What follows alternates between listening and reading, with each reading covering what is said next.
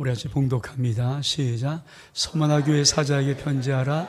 처음이며 마지막이요 죽었다 살아나시니가 이르시되 내가 내 환난과 궁핍을 알거니와 실상은 내가 부유한 자니라.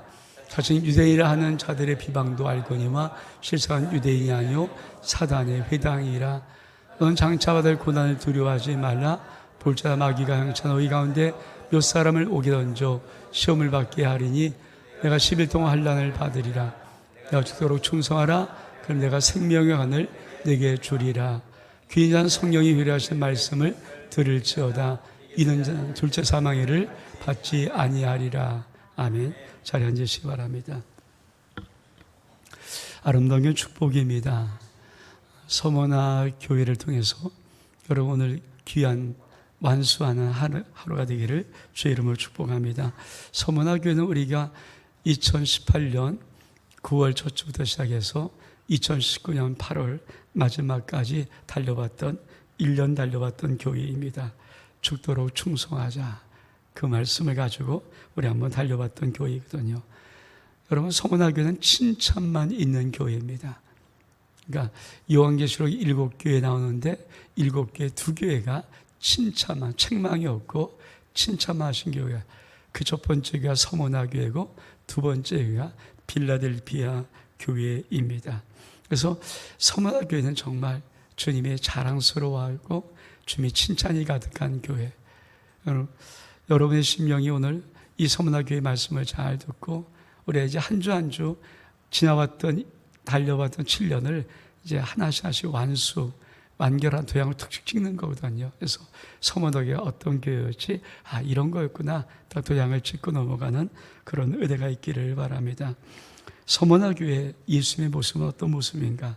우리 8절 말씀 같이 한번 볼까요? 8절 시작. 서머나 교회 사자에게 편지하라. 처음이면 마지막이요 죽었다가 살아나시니가 이르시되.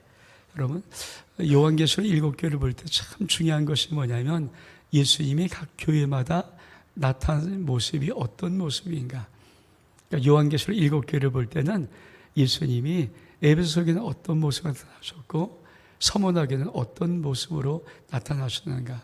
예수님이 나타나신 그 모습이 이 서머나교회 전체를 말씀하는 의미거든요.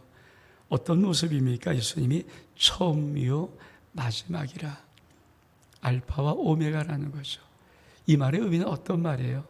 쉽게 말하면 예수님이 나 처음도 알지만 나 끝을 알아. 나 끝을 알고 있어. 끝을 내가 주관하고 있어. 이 뜻이에요. 서머나 교회는 많은 핍박했던 교회거든요. 어려웠던 교회거든요. 우리도 우리 인생 속에 어떤 어려움이 있으면 도대체 이 어려움이 언제 끝나? 이 어려움이 언제 끝나는 것만 알면은 참을 수 있잖아요. 1년이면 끝난다. 참을 수 있잖아요. 2년이면 참을 수 있잖아요. 근데 이게 언제 끝날지 모르면 참기 쉽지 않거든요. 근데 우리 주님이 나는 처음이요 마지막이라. 이 말씀은 난 처음도 알지만 얘야 난 마지막 끝을 알고 있어. 끝을 내가 주관하고 있어. 여러분 저와 여러분의 인생의 끝을 아시는 주님 여러분 찬양할 수 있기를 주의 이름으로 축복합니다. 뿐만 아니라 죽었다가 살아나신 이예요. 죽음은 끝 아닙니까? 사실 많은 사람이 죽음이라는 것이 두려운 것은 죽음은 끝이라는 생각 때문에. 근데 죽은 위에 살아난 역사가 있어요. 죽은 다음에 우리 주님 부활하신 역사가 있어요. 그러니까 부활이 있어. 죽음은 끝이 아니라 이것이 서머나 교회에 나타났던 예수님의 모습입니다. 자, 왜 이 모습을 가지고 주님은 나타나셨을까? 서머나 교회 실상이 어떤 실상인가? 우리 9절 한번 읽어볼까요? 9절 시작. 내가 내 환난과 궁핍을 알거니와 실상은 네가 부유한 자니라. 자칭 유대인이라 하는 자들의 비방도 알거니와 실상은 유대인이 아니요 사단의 회당이라. 여러분 서머나 교회는 첫 번째 환난이 많았던 교회예요. 그러니까 서머나 교회 성도들은 참 많이 로마의 압제를 받으면서 환난을 많이 받았던 그런 성도들입니다. 여러분 환난이 있어요. 여러분 우리 인생에 환난이 있으면요 믿음의 사람이 믿음을 꿋꿋이 가기가 쉽지 않아요. 사실 믿음은 그냥 가만히 있으면 잘 가는 것 같잖아요. 근데 우리 앞에 환란이 닥치면 믿음이 꺾이든지 구부러지든지 믿음이 이상해지든지 아니 믿음이 뚫고 나가든지 그 앞에 있는 거거든요. 환란은 때로는 많은 사람들이 가장 힘들어하는 것 중 하나입니다. 여러분 인생 속에 어려움 나고 환란 당하고 이거 누가 좋아하겠어요? 근데 안타까운 것은 믿음의 세계 속에 환난 당할 때 많은 사람들이 그만 주저앉고 시험 들어요. 저분이 왜 안 나와? 어렵대요. 그럼 안 나온대요. 여러분 환난 당하면 환난 당했다고 안 나오면 예수를 어떻게 믿습니까? 근데 이 서문학교는 환난을 당함에도 불구하고 끝까지 믿음을 지켜갔던 교회예요. 저도 우리 교회 속에 때로 많이 힘든 어려운 분들을 보거든요. 근데 감사한 것이 뭐냐면 그분들이 그 어려움 속에 믿음을 버리지 않고 뚫고 나가는 믿음을 보일 때 참 감사해요. 그걸 응원하게 돼요. 그래, 조금만 더. 여러분 가운데 힘들고 어려움이 있습니까? 그 환난 때 정말 주님은 여러분의 믿음이 어떠한가를 보기를 원하십니다. 근데 환난 뒤에 또 궁핍이 있어요. 어려운데 궁핍이 뭡니까? 부족 아닙니까? 먹을 것이 없는 거예요. 살아갈 힘이 없는 거예요. 살아갈 재간이 없는 거예요. 환난은 견디면 돼요. 먹을 것만 있으면 생명 유지하니까. 이제 궁핍이는 생명의 존재 자체를 말살시키려는 어려움이에요. 부족하기 때문에 쩔쩔매는 거예요. 여러분 환난 견디지만 궁핍이 오면 견디지 못한 사람 많이 있어요. 이 교회 많은 성도들이 언제 넘어지는가? 환난 잘 견디다가도 실제적인 인생 속에 사업이 망한다든지 가정이 뭐 이상해지는지 해서 정말 궁핍이 다가오면요, 그때 주를 떠나는 사람이 의외로 있어요. 그런데 이 서문학교는 왜 칭찬하는가? 환난과 궁핍을 당함에도 불구하고 끝까지 예수를 믿는 믿음을 버리지 않았거든요. 근데 여러분 한 가지 더 다가오면 어떨까? 자, 환난 어렵잖아요. 이길 수 있을지 몰라요. 궁핍 그것도 뚫고 나갈 수 있을지 몰라요. 근데 비방이 오면, 비방이 뭡니까? 다른 새 나를 헛돌고 비방하고 조롱하는 거예요. 막 뭐라 그러는 거예요. 아마 대부분 많은 사람들이 넘어지는 케이스는 이 비방입니다. 비방을 넘어선 사람은 쉽지 않아요. 이 세 가지가 서문화교회 속에 있던 거예요. 환난이 있고 궁핍이 있고 비방이 있어요. 근데 그 비방이 유대인 몇 사람인 것 같은데 주님이 아니야, 사단의 비방이래요. 여러분 이 말은 무슨 말이에요? 그 비방이 아주 무서운 거예요. 예수 믿는 이유 때문에 어떤 이상한 헐뜯는 힘을 들이는데 너무 가슴 아프게 듣는 거예요. 팍팍 핥히는 거예요. 어떤 말은 우리의 인생을 팍 핥힐 수가 있잖아요. 우리 영혼에 상처를 내는 말씀들이 있거든요. 팍팍 핥히는 것들. 그런 말 잘못 들으면 정말 인생이 큰일 나는 것들. 그런 상처가 드는 그런 것들. 이것이 서문화 교회 속에 있는 거예요. 어떻습니까? 환난이 있고 또 궁핍이 있어요. 더 나가서 비방이 있어요. 이걸 넘어설 수 있는 사람이 있을까요? 많은 분들이 환난 좀 참고 나간 사람 좀 있어요. 궁핍 힘들고 어렵지만 부족하지만 정말 큰일 났지만 생존 자체가 어렵지만 그래도 주를 붙드는 사람 의외로 있어요. 근데 사람은 어디서 탁 넘어지고 끝나버리는가? 비방은 잘 못 넘어가더라고요.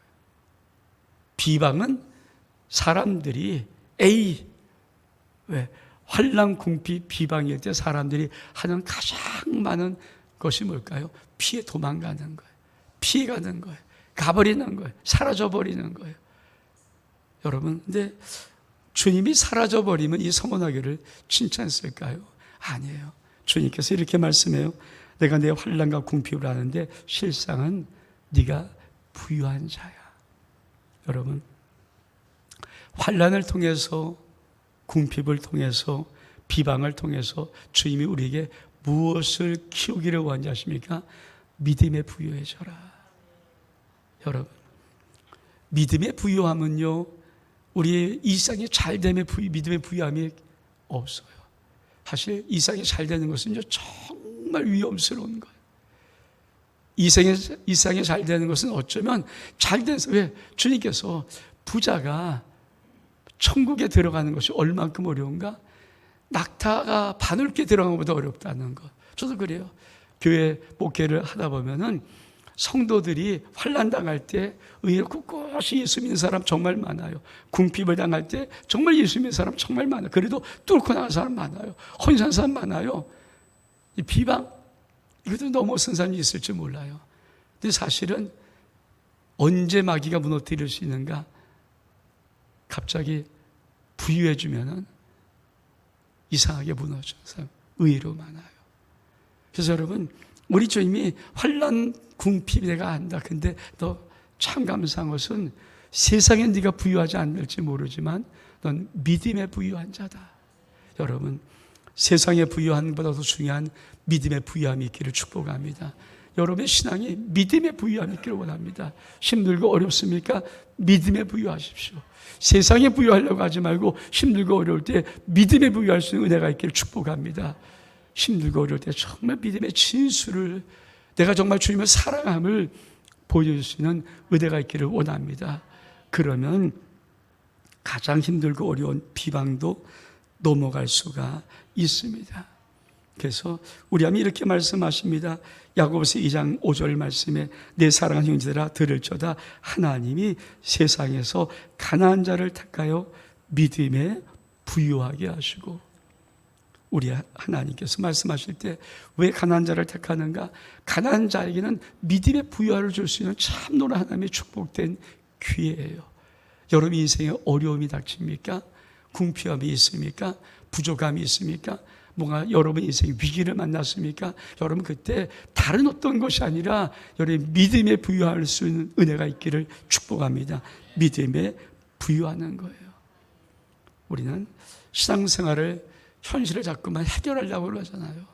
저도 참 현실을 해결하려고 애를 쓰고 기도하는 목사거든요. 우리 성도가 어렵다 그러면 현실을 해결하려고 그러는데, 정말 하나님의 놀라운 한 수는 뭐냐면 현실을 해결해 주는 게 아니더라고요.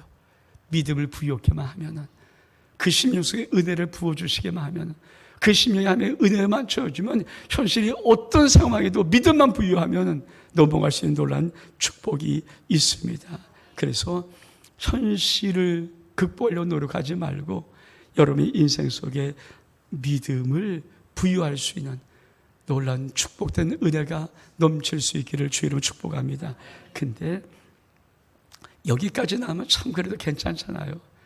근데 주님이 환난, 궁핍, 비방, 이것도 정말 힘든데 하나를 덧붙이는 거예요. 네가 바로 장차받을 고난이 있다. 우리 10절 같이 한번 읽어볼까요? 시작. 넌 장차받을 고난을 두려워하지 말라. 볼자다 마귀가 장차 너희 가운데 몇 사람을 오게 던져 시험을 받게 하리니 너가 10일 동안 환난을 받으리라. 내가 죽도록 충성하라. 그러면 내가 생명의 하늘 내게 주리라. 여러분, 우리 주님이 서모나 교회를 어떻게 다루시면서 어떻게 말씀하시는가? 아니, 환난은 어렵잖아요. 궁핍도 어렵잖아요. 비방은 못 찾는 거거든요. 근데 문제는 거기다 하나님이 하나를 더 하세요. 네가 장차 받을 고난이 있어. 근데 그 고난은 어떤 겁니까? 장차 마귀가 너희 중에 몇 사람을 감옥에 가둬서 10일 동안 가둘 거야. 여러분, 이 말의 의미가 뭐예요? 믿음이 진짜가 뭔지 아십니까? 여러분, 많은 사람이 믿음은 이런 착각을 해요. 믿음을 도망가는 걸로 생각해요. 진짜 주님 보고 싶은 믿음이 뭘까요? 도망 못 가는 게 진짜 믿음이에요. 여러분, 환난 당해요. 궁핍 당해요. 거기다 비방 당하면 사람들은 거의 대부분 떠나요. 환난 참을 수 있어요. 내 문제니까. 궁핍 내 문제. 근데 비방은 뭡니까? 남이 나에게 뭐라고 그러는 거예요. 환난과 궁핍은요, 그냥 환경이 나에게 뭐라는 거예요. 환경은 그거밖에 말하는 시간. 근데 여러분, 사람이 나를 비방하는 것은 못 참아요. 사람이 비방하면 그 다음부터 사람은 작정하고 도망가기 시작합니다. 근데 여러분, 우리 주님이 왜 감옥에 가둡니까? 너 네 감옥, 네 의지로 도망가지 말고 갇혀봐. 정말 믿음의 진짜 멋있는 믿음이 뭘까요? 도망 못 가는 것을 이기는 믿음이에요. 한국교회 많은 성도들이 이런 특징 갖고 있어요. 여기 세 가지 환난, 궁핍, 비방에 많은 성도들이 다 도망갑니다. 다 도망가요. 여기만 교회야? 다른 데 가면 되지. 맞아요. 근데 여러분, 믿음이 잘합니까? 진짜 주님 보고 싶은 믿음이 뭔지 아십니까? 금메달 같은 진짜 믿음. 환난과 궁핍과 비방이 있는데 내가 내 생각, 내 의지대로 할 수 없도록 꼭 막아버리는 거예요. 감옥이 뭡니까? 그냥 먹잇감 돼서 그냥 갇혀버린 거예요. 꼼짝 못하는 거예요. 도망갈 수 없게 만드는 거예요. 우리 집 왜 이렇게 하시는지 아세요?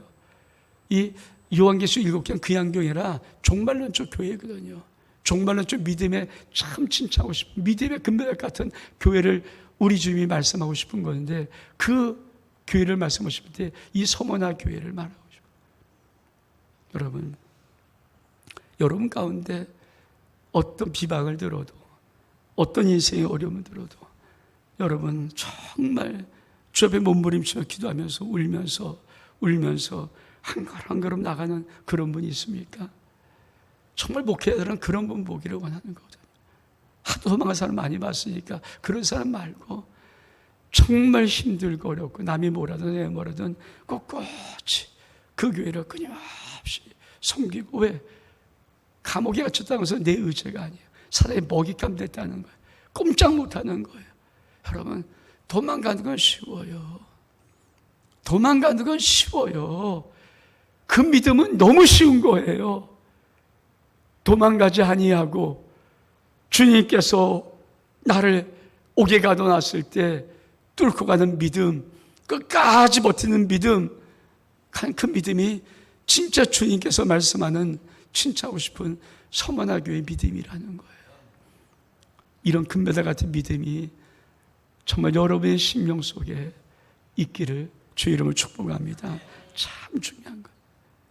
그래서 우리 주님이 뭐라고 말씀하십니까? 너희 몇 사람은 옥에 가둬놓는데 네가 죽도록 충성해라. 여러분, 죽도록 충성하라는 말은 어떤 말인지 아십니까? 네가 죽는 순간까지라도 충성하라는 거예요. 죽어도 충성하라는 거예요. 살려준다는 말이 아니에요. 여기서 말하는 죽도록 충성하라는 말은 살려준다는 말이 아닙니다. 원어로 말하는 포인트 오브 데스예요. 죽는 그 총점, 그 점에 딱 갔을 때 네가 충성해라. until death예요. 죽을 때까지라도 충성하라는 거예요. 이게 우리 주님께서 말씀하고 싶은 거예요. 이런 자 있을까요? 여러분, 주님을 정말 진짜 결정하고 사랑하지 아니하면 이런 자 있을까요? 우리나라는 참 감사하게도 이런 시를 고백한, 신앙의 고백이 아니지만 이런 시를 고백한 자가 있어요. 우리가 잘 아는 정몽주의 단신가입니다. 정몽주의 단신가는 어떤 것인가? 그렇죠? 이방원이 회유하잖아요. 야, 배반해. 고려왕조 배반해. 이씨왕조가 들었을 거야. 근데 정몽주가 뭐라고 말합니까? 이 몸이 죽고 죽고 100번을 고쳐 죽어도 내가 죽고 또 죽고 또 죽고 또 죽고 해서 100번 죽어도 넋이랑 있고 없고 상관없다. 내가 님이 향한 일편단심 가실 줄이 있으랴. 이 정몽주의 단심가 아닙니까? 여러분, 우리 사도 바울도 이런 고백을 해요. 빌립보서 1장 20절 21절을 보니까 내가 살든지 죽든지 내 몸에서 예수 그리스도가 존귀되기를 원합니다. 여러분, 그런 믿음이 있을까요? 내 인생에 사는 것, 죽는 것 그게 중요한 것이 아니고 제일 중요한 것은 내가 살든지 살아도 예수 그리스도가 존귀하게 되는 거고 내가 죽어도 예수 그리스도가 존귀되는 것. 로마서 10장 8절에 우리가 살아도 주를 위해 살고 죽어도 주를 위해 죽나니 그러므로 사나 죽으나 우리의 주의 것이라. 정말 신앙의 서문학교는 우리에게 말씀하고 싶은 것이 하나가 있어요. 신앙의 제일 중요한 탑이 뭔 줄 아니? 네가 신앙을 갖고 있다면 신앙의 마지막까지 마지막 탑, 마지막 절정, 마지막 제일 에르 산맥 같은 그 신앙의 절정 산맥, 그게 뭔지 아니? 네가 사는 것도 중요한 것, 죽는 것도 중요한 것이 아니라 사나 죽으나 네 몸에서 예수 그리스도만 존귀되는 그 믿음의 고백, 그것이 제일 중요한 것입니다. 여러분, 저는 우리 신명들 속에 마지막 때를 정말 이 요한계시록 귀한 교육이 아니라 종말을 준비하는 교회인데, 정말 여러분의 마음속에 우리 주님께서 진짜 알만한 마지막에 이 믿음이 있기를 주의 이름으로 축복합니다. 여기까지를 가야 돼요. 여기까지. 근데 여기까지를 다 가려면 우리 속에 믿음의 한 단계가 또 있어요.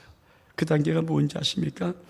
고린도서 1장 8절 9절에 보니까 사도 바울이 이렇게 말합니다. 형제들아, 우리가 아시세상 환난을 너희가 모르기를 원하지 않으니 힘이 없도록 심한 고난을 당하였으니 살 소망까지 끊어지고 우리 자신이 사형 선고받는 줄을 알았으니 이는 우리로 자기를 의리하지 말고 오직 죽은 자를 다시 살리시는 것 같은 하나님만을 의지하게 하려 함이라. 여러분, 믿으려면 온전히 믿는 거예요. 믿으려면 내 마음속에 어떤 결정이 있으면 하나님을 믿는 믿음이 온전한 거예요.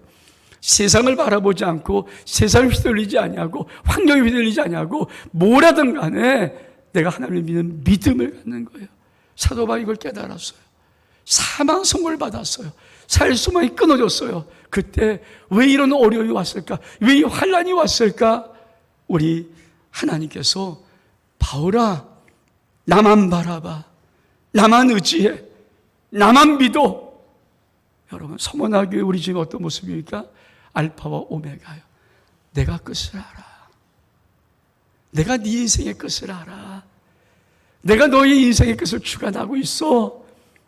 여러분, 그것이 사도 바울 속에 있던 거예요. 근데 죽도록 충성은요, 그거를 넘어서는 거예요. 그거를 넘어서서 하나님만 바라보는 시선을 넘어서서 하나님의 의지하는 시선을 넘어서서 마저 죽는 데까지 가는 거예요. 그리고 죽는 거예요. 그래서 죽도라는 이 말의 원어가 포인트 오브 데스예요. 죽음의 점이야. 죽음의 점까지 가서 until death에 죽을 때까지 거기까지 가서 네가 나를 배반하지 말라는 거예요. 여러분, 왜 우리 주님은 12일 동안 환난을 받는다고 감옥에 갇힌다고 말했을까요? 기한이 있어요. 이 말은 위로예요. 기한이 있어. 무한정이지 않아. 끝나는 날이 있어. 끝이 있어. 여러분, 무한정 고통을 당하면 어떤 장사도 그 고통 앞에 믿음을 버릴 수 있지만 끝이 있어요. 끝이. 잠깐이면 천국이 있어요. 잠깐이면 주님을 만나요. 끝이 있어요. 끝이 있어요. 여러분, 그래서 12년 기한을 정하는 거예요. 끝이 있다. 여러분 인생 속에 죽도록 충성하란 말은 우리 인생에 어떤 어려움과 힘듦이 올지라도 절대 배반하지 말라는 거예요. 한마디로 말하면. 여러분, 주님을 배반하지 않기를 축복합니다. 정말 여러분, 이 서문하기는 그게 주님의 칭찬이에요. 마지막 종말의 때 죽는 순간이 올지라도 배반하지 마라 하신 믿음이 뭘까요? 목회자가 여러분과 같이 믿음을 개치 말씀을 나누고 찬양하면서 나갈 때 여러분의 삶의 모든 복이 다 내려서 여러분 잘 사는 그걸 가지고 목회자가 궁극적으로 목표를 세울까요? 아니에요. 목회자의 마지막은 여러분이 어떤 상황, 어떤 문제, 어떤 현실이 다가와도 여러분 속에는 예수 그리스도를 믿는 믿음을 배반하지 않게 만드는 거예요. 믿음에 배반하지 않게 만드는 거예요. 아무리 여러분 인생이 잘나고 많은 복을 받았을지라도 마지막에 믿음을 배반하면은 그게 무슨 소용이 있습니까? 다 헛건데. 서문화교는 유명한 순교자가 있어요. 이분이 14번째인가 12번째 순교하신 분인데 그분이 바로 폴리갑이에요. 폴리갑. 화영장을 만들어 놓고 펄펄 불을 태우는 그 앞에다가 너 폴리갑 저기 너 죽일 거야. 근데 이 총독이 폴리갑을 워낙 좋아해요. 그래서 말하는 거예요. 폴리갑아 그냥 한 번만 그냥 예수님 모르는 한마디만 그냥 툭 던져만 줘. 그럼 내가 네 마음을 안 그렇고 입으로만 던져주면 내가 너를 살려줄게. 살리고 싶어서. 폴리갑이 그 총독이 한 말이 이런 말입니다. 86년 동안 주님은 나를 단 한 번도 배반하고 모른다 한 적 없는데 내가 어떻게 주님을 배반하겠는가. 죽여라. 그 죽임을 당했어요. 여러분 지금까지 인생 속에 주님이 여러분을 배반한 적이 있나요? 주님이 여러분을 모른다고 한 적이 있나요? 주님 배반하지 않아요. 주님은 여러분을 모른다 한 적도 없어요. 사실 우리가 배반하죠. 우리가 주님을 모른다고 하죠. 여러분 어떤 어려움이 와도 어떤 환난이 와도 어떤 궁핍이 와도 어떤 비방을 들어도 아니 진짜 마귀에 가둬놓고 너 죽어 그리고 죽음 자리에 놓을지라도 여러분 내 사랑의 주님 나에게 십자가 주시면서 생명 다 주신 그 주님 배반하지 않는 것 그게 서머나교회 우리 주님이 칭찬했던 믿음입니다. 전 여러분의 삶 속에 이런 은혜가 있기를 주 이름으로 축복합니다. 그러면 우리 영혼 속의 두 가지 결론을 여러분이 잘 들어야 돼요. 우리 11절 말씀 한번 읽어볼까요? 시작. 귀인 자는 성령이 효력하신 말씀을 들을저다 이긴 자는 둘째 사망의 해를 받지 아니하리라. 왜 서머나 교회 속에 이긴 자는 둘째 사망의 해를 받지 않는다고 말했는가? 둘째 사망이 뭘까요? 우리 말씀 보겠습니다. 요한계시록 12장 7절로 8절의 말씀 시작. 이기는 자는 이것들을 상속으로 받으리라. 나는 그의 하나님이 되고 그는 내 아들이 되리라. 그러나 두려워하는 자들과 믿지 않는 자들과 흉악한 자들과 살인자들과 음행한 자들과 점술가들과 우상숭배자들과 거짓말하는 자들은 불과 유황으로 타는 못에 던지리. 이것이 둘째 사망이라. 영원한 두 가지 결론이 있습니다. 하나는 이기는 자는 하나님의 자녀가 되고 하나님이 내 아버지가 돼요. 그러나 둘째 사망에 들어갈 영원한 결론에 이른 자가 있어요. 근데 첫 단어를 뭐라고 씁니까? 두려워하는 자를 써요. 성경은 참 멋있어요. 두려워하는 자. 저 같으면 제가 만약에 이 소설 같은 거 썼다 그러면 우상숭배. 왜? 구약의 우상숭배 때문에 하나님이 제일 진노하시거든요. 마지막 때 제일 싫은 게 뭔가 우상숭배. 근데 안 써요. 제일 첫 번째 쓰는 게 뭔가 두려워하는 자들이에요. 두려워하는 자들은 언어로 말하면 데일로스입니다. 데일로스의 뜻 하나가 있어요. 무슨 뜻인지 아십니까? 비겁한 자예요. 비겁한 자. 마지막 박해가 온다고, 마지막 환난이 다가온다고, 핍박이 다가온다고 비겁하게 믿음을 배반한 자, 주님을 배반한 자, 이게 데일로스예요. 우리 주님이 둘째 사막 지옥 갈 자의 제일 첫 번째로 다른 자를 쓰지 않고 두려워하는 자들, 데일로스, 비겁한 자들. 여러분, 신앙은 비겁하면 안 돼요. 신앙이 제일 중요한 게 뭔지 아십니까? 어떤 박해가 와도 어떤 어려움이 와도 나에게 생명 주시고 십자가에 죽으신 그 예수님 내가 부인하고 배반하면 안 돼요. 이게 신앙이에요. 신앙. 두 번째 단어가 뭡니까? 믿지 않는 자들이 믿지 않는 자들. 여러분 신앙이 정말 뭘까요?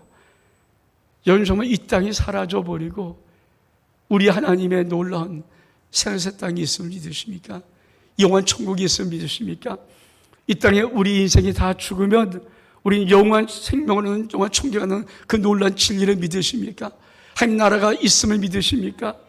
여러분 역사가 무너지는 것이 더 중요한 것이 아니라 저와 여러분은 반드시 죽어요. 반드시 죽지 않습니까? 반드시 죽는 그 인생, 어떤 심령도 이 땅에서 영원히 사는 심령이 없는데, 여러분, 우리 인생이 끝날 때 영원 천국이 정말 있다는 믿음이 있습니까? 그래서 둘째 삶에 가는 두 번째가 뭡니까? 믿지 않는 자들이에요. 믿지 않는 자들. 에이 뭐 농담이, 에이 뭐가 있어. 내 죽으면 어떻게 할 거예요? 그래도 죽으면 어떻게 할 거예요? 그 둘째 사망, 정말 네가 어떤 어려움을 당해도, 네가 죽음의 순간까지 딱 올라가실지라도 네가 예수를 배반하지 않는 믿음을 지키면 내가 둘째 사망의 해를 면해주겠다는 거예요. 지옥 안 가겠다는 거예요. 지옥을 안 보내겠다는 거예요. 여러분, 마지막에 신앙은 정말 중요한 겁니다. 비겁하면 안 됩니다. 여러분의 신앙이 뭐 다 좋은데 제일 더 중요한 건 마지막에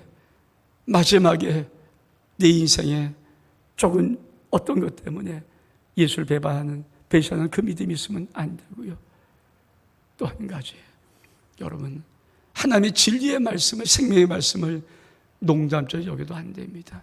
믿지 않는 자들, 두려워하는 자들, 둘째 사망에 들어갈 수밖에 없어요. 여러분, 이 서머나 교회의 이름의 뜻이 뭔지 아십니까? 서머나라는 이름의 뜻이 모략이에요, 모략. 동방 박사가 예수님께 와서 아기 예수께 세 개를 드립니다. 황금과 유황과 모략을 드려요. 모략을 왜 드릴까요? 죽은 자에게 바르는 방부제가 모략입니다. 시체를 썩지 말라고. 왜 서머나 교회 이름이 모략일까요? 서머나 교회는 이렇게 말씀하고 싶은 거예요. 주님께서 내 신앙에 모략을 발라라. 여러분, 여러분의 신앙이 부패하지 않도록, 믿음에 배반하지 않도록, 믿음을 배신하지 않도록 모략을 받을 수 있는 놀라운 서머나 교회의 은혜가 있기를 주의 이름으로 축복합니다. 우리 일어서겠습니다.